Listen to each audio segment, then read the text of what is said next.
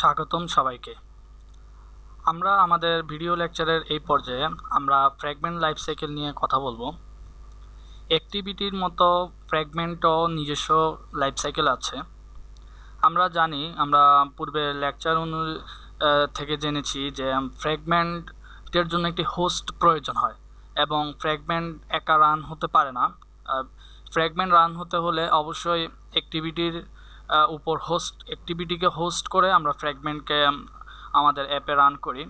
কিন্তু অ্যাক্টিভিটির নিজস্ব লাইফ সাইকেলের পাশাপাশি ফ্র্যাগমেন্ট সেই হোস্টের উপরেই সে লাইফ সাইকেল নিয়ে তার পুরো অ্যাপ জুড়ে তার কাজটা চলে।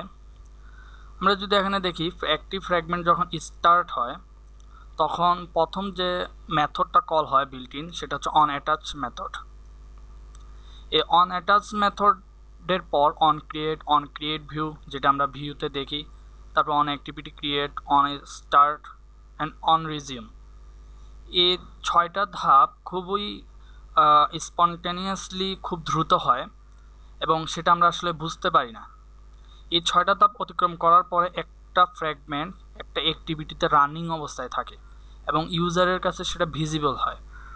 কিন্তু আমরা যখন ব্যাকগ্রাউন্ডে চলে যাই অথবা আমরা আমাদের অ্যাপটাকে ডেস্ট্রয় করে দিই বা ফ্র্যাগমেন্টটা যখন আমরা আমাদের অ্যাপে রান করাচ্ছি না বা আমরা দেখতে চাই না বা আমরা অ্যাপটা ক্লোজ করে দিয়েছি, তখন প্রথমে on pause, on stop, on destroy view ধাপে ধাপে এই লাইফ সাইকেলগুলো কল হয়।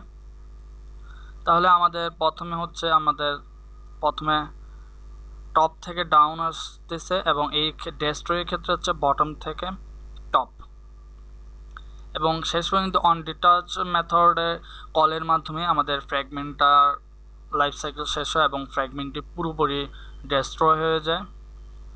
আমরা যখন এর মাঝামাঝি আমরা কিছু সাইকেল বা অ্যারো চিহ্ন দেখতেছি, আমাদের যখন একটি ফ্র্যাগমেন্ট অ্যাড করা হয় তখন অন অ্যাটাচ, অন ক্রিয়েট এবং অন ক্রিয়েট ভিউ কল হয়,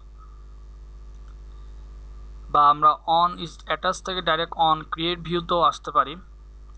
এবং যখন আমরা আমাদের অ্যাপটা আমরা যদি বলি আমাদের অ্যাপটা ডেস্ট্রয় হয়ে গেছে, তখন আমরা সরাসরি অন ডেস্ট্রয় ভিউ থেকে আবার অন ক্রিয়েট ভিউতে চলে আসতে পারি। আবার যখন আমাদের ফ্র্যাগমেন্টটা অন স্টপ মেথডে আছে, মানে এই পর্যায়ে লাইফ সাইকেলের সে অন স্টপ মেথডে আছে, তখন আমরা যদি ব্যাকগ্রাউন্ড থেকে আমাদের অ্যাপটাকে চালু করি বা ফ্র্যাগমেন্টটাকে রান অবস্থায় করি, তখন সরাসরি আবার অন স্টার্ট মেথড কল হয়, তখন সে অন রিজিউম মেথডে চলে আসে অন স্টার্টের। এখন আমরা দেখব কখন অন অ্যাটাচ, অন ক্রিয়েট এবং অন ক্রিয়েট ভিউ এই বিল্ট ইন ফাংশনগুলো কল হয়ে থাকে ফ্র্যাগমেন্টের লাইফ সাইকেলে। আমরা এখানে দেখছি অন অ্যাটাচ মেথড কল হয় তখনই কল হবে যখন রেফারেন্স ও অ্যাক্টিভিটির সাথে কানেকশন। আমরা যখন একটি অ্যাক্টিভিটি কানেক্ট করব বা অ্যাক্টিভিটি ওপেন করব, একটি অ্যাপের অ্যাক্টিভিটি ওপেন হওয়ার সাথে সাথে সেই অ্যাপের অ্যাক্টিভিটিতে যদি কোনো ফ্র্যাগমেন্ট থেকে থাকে এবং সেই ফ্র্যাগমেন্টটা অ্যাটাচ হওয়ার পূর্বে প্রথমে তার রেফারেন্স আইডি সহ বা কন্টেনার আইডি সহ অ্যাক্টিভিটির সাথে কানেক্ট হয় এবং সেটা কাজ করে অন অ্যাটাচ মেথড। এবং অন ক্রিয়েট মেথডের কাজ হচ্ছে ফ্র্যাগমেন্টটাকে পুরোপুরি তৈরি করা, কিন্তু ইন্টারফেস না। তার মানে অন ক্রিয়েট মেথডে যখন থাকবে তখন ফ্র্যাগমেন্টটা আমাদের কাছে, ইউজারের কাছে সেটা ভিউ মানে সে দেখবে না বা ইন্টারেক্টেড হবে না। এবং যখন অন ক্রিয়েট ভিউ মেথডটা কল হবে তখনই ইউজার ইন্টারফেস সেট করবে, মানে ইউজার যে ইন্টারফেসটা তার সামনে দেখবে, সেটার কাজ হচ্ছে অন ক্রিয়েট ভিউয়ের কাজ। এবং অন অ্যাক্টিভিটি ক্রিয়েটেড, এখানে হচ্ছে প্যারেন্ট অ্যাক্টিভিটি প্রস্তুত। এর দ্বারা আমরা এটাই বুঝতেছি আমাদের ফ্র্যাগমেন্টের প্যারেন্ট হচ্ছে আমাদের অ্যাক্টিভিটি, মানে হোস্টটাকে প্রস্তুত করা। এবং অন স্টার্ট মেথড যখন কল হবে তখন ইউজারের কাছে ভিজিবল হবে, মানে ইউজার ফ্র্যাগমেন্টের কাজগুলো দেখতে পারবে এবং তার সাথে ইন্টারেকশন মানে ইউজ করতে পারবে অ্যাপটাকে, মানে ফ্র্যাগমেন্টের যে কাজগুলো আছে সেগুলো ইউজার ভিজিবল হবে তার কাছে। এবং অন রিজিউম, ফ্র্যাগমেন্ট ফোকাসে আছে, আমি অ্যাপটাকে পজ করলাম বা ব্যাকগ্রাউন্ডে আসলাম, তখনই অন রিজিউমটা কল হয়, ফ্র্যাগমেন্ট ফোকাসে আছে বা ইউজার দেখতে পাচ্ছে। এবং আমরা যদি বাকিগুলো দেখি, এবং on pause method, on stop method, on destroy view, on restore, on detach। এখানেও প্রায় 5টি মেথড আছে।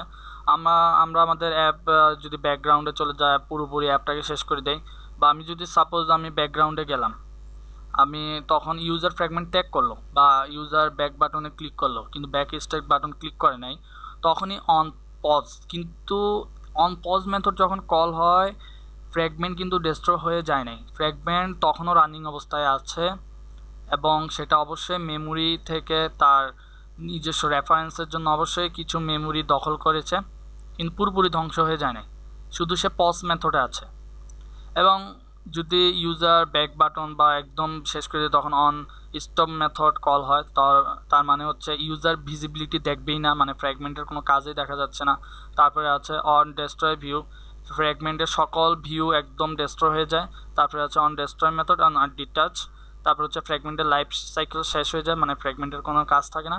তারপরে অন ডিটাচ মেথডের মাধ্যমে ফ্র্যাগমেন্ট অ্যাক্টিভিটি থেকে ডিটাচ হয়ে যায়। আমরা অন অ্যাটাচ মেথডের মাধ্যমে দেখেছিলাম যে প্যারেন্ট অ্যাক্টিভিটির সাথে রেফারেন্স সহ অ্যাড হয়, আর সেই উল্টো কাজটাই হয় অন ডিটাচ মেথডে, সে ফ্র্যাগমেন্ট থেকে তার রেফারেন্স সহ সরে যায়। ঠিক এইভাবে একটা ফ্র্যাগমেন্ট লাইফ সাইকেল শুরু হয় এবং শেষ হয়। আমরা আমাদের পরের টিউটোরিয়ালে দেখব কিভাবে আমরা অ্যান্ড্রয়েড স্টুডিওতে লকক্যাট ব্যবহার করে রানিং অবস্থায় দেখব কিভাবে on attach, on destroy view, on pause এই মেথডগুলো কল হচ্ছে, সেগুলো আমরা আমাদের পরের টিউটোরিয়ালে দেখব।